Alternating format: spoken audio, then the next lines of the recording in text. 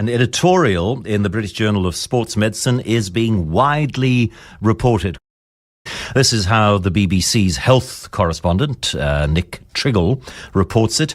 Physical activity has little role in tackling obesity, and instead public health messages should squarely focus on unhealthy eating, doctors say.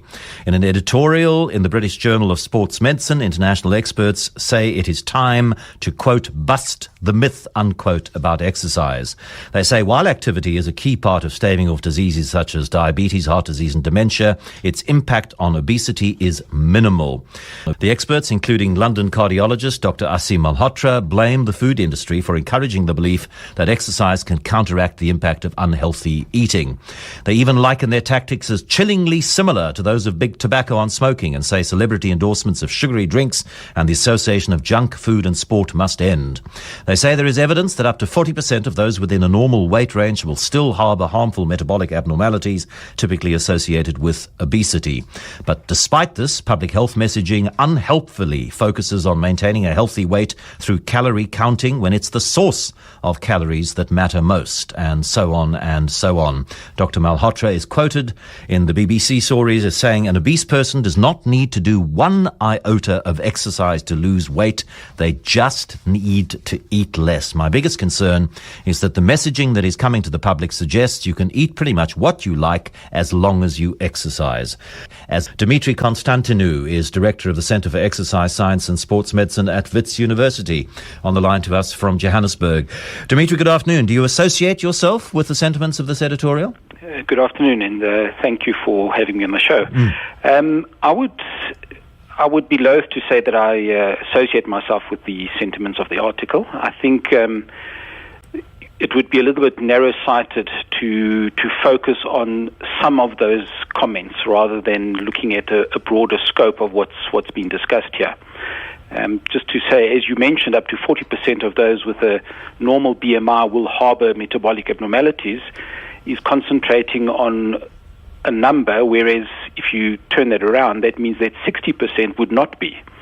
So I think we need to not look at extremes in terms of diet and physical activity and health. Then they're not saying that you shouldn't exercise. They are saying, and surely this is now becoming increasingly accepted, that exercise per se plays very, very little role in weight loss. It plays an important role in all sorts of other aspects of well-being and warding off metabolic disease. But in terms of weight loss, exercise is the smallest imaginable player.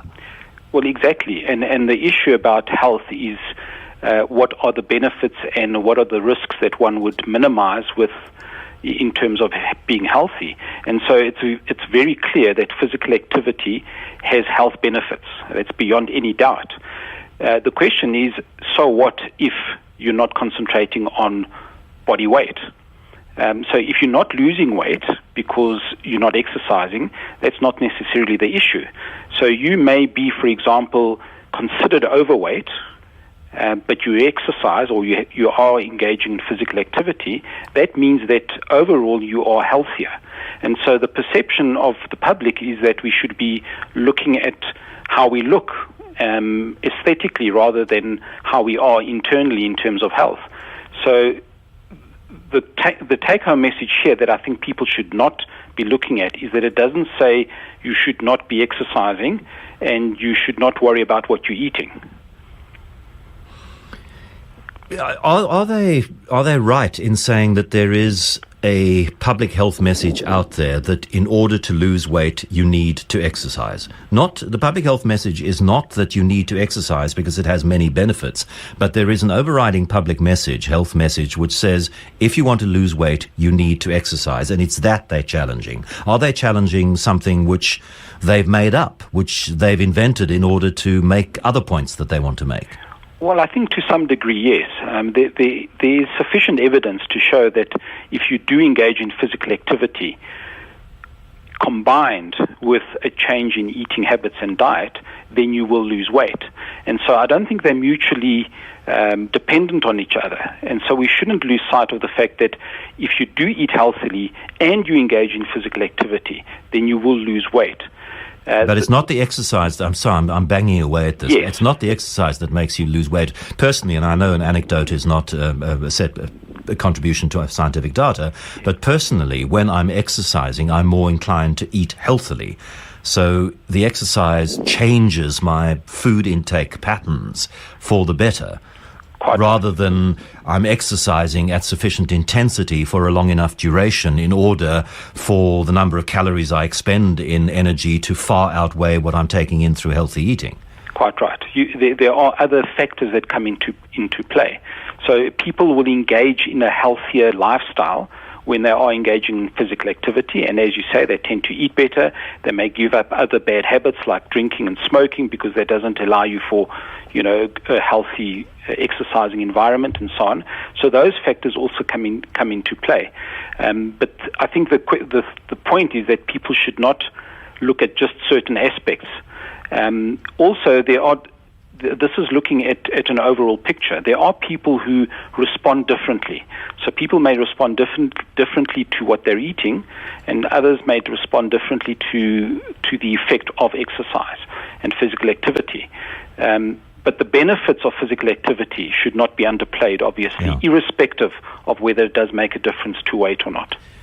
But is there not a risk, Dimitri, that some people will not make the changes they need to make to what they're eating because they think to themselves, well, I'm exercising, so it's all right. I can have 2 Cokes a day with all the sugar that 2 Cokes contain because I'm walking briskly for 45 minutes in the morning. Yeah, sure. What we don't really know is, are those people better off had they continued to engage in the same eating patterns without the physical activity? And I think the thought would be, and there is sufficient scientific evidence, that even if they continued with those relatively unhealthy eating habits, plus engaged in physical activity, they would be better off if they did not have the physical activity associated with it. Thank you very much for that. That's Dimitri Constantinou, Director of the Centre for Exercise Science and Sports Medicine